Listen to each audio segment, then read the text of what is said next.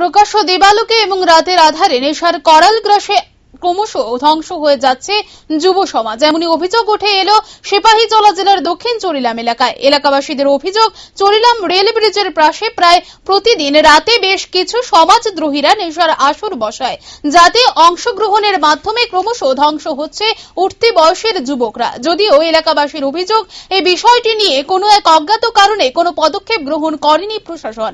স্থানীয়দের দাবি, প্রশাসন যেন অতি সত্বর বিষয়টির গুরুত্ব বিবেচনা করে নেশার আসরে বন্ধ করার লক্ষ্যে প্রয়োজনীয় পদক্ষেপ গ্রহণ করে। অন্যথায় এভাবে নেশার কবলে পড়ে ধ্বংস হয়ে যাবে একের পর এক যুবকের ভবিষ্যৎ।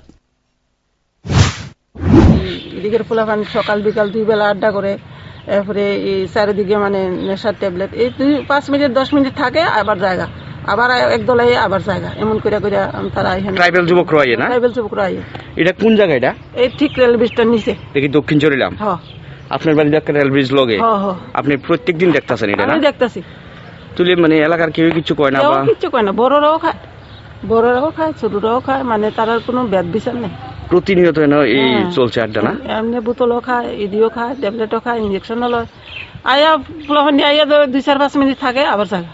তো কি বোঝা যায় এটার থেকে? খায় যে, আর বোতল টোতল গ্লাস মাস তো এটা দেখি ওই যে ভর্তি এই জায়গাটার ভিতরে ফেলানি না। প্রতিনিয়ত চলছে না? প্রতিনিয়ত।